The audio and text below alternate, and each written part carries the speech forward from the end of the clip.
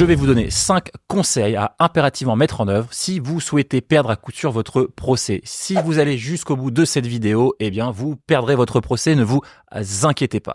Premier conseil que je vais vous donner, ne respectez surtout pas les délais d'action devant les tribunaux. C'est bien connu, les délais de prescription, les délais de recours administratif, toutes les prescriptions, tous ces délais, eh bien, ça ne sert à rien. Le code de procédure civile, le code de procédure administrative, le code de justice administrative, tous ces éléments ne servent à rien. C'est pareil pour les délais pénaux. Donc, n'en tenez surtout pas rigueur. Agissez bien après les délais. Second conseil que je peux vous donner, si vous faites votre procédure seul, transmettez le plus d'éléments possible au magistrat. Faites des requêtes de 60 pages et communiquez 500 pièces.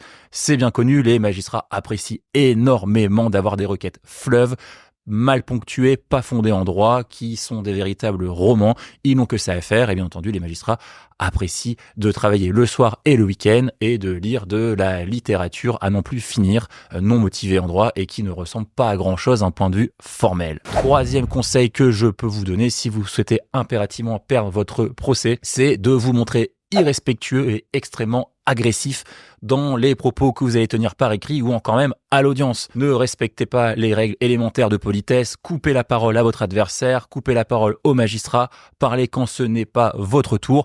Ce sera effectivement extrêmement apprécié également des magistrats, des greffiers et de tout le personnel judiciaire qui apprécie que les personnes se comportent mal après 6 heures d'audience continue et des audiences au quotidien. Quatrième conseil que je peux vous donner pour perdre à coup sur votre procès, peut-être le plus important et le plus apprécié des magistrats, harcelez les magistrats et les greffiers, multipliez les mails, les coups de fil, faites le pont du greffe du tribunal pour vous plaindre que la justice n'avance pas, que c'est trop long.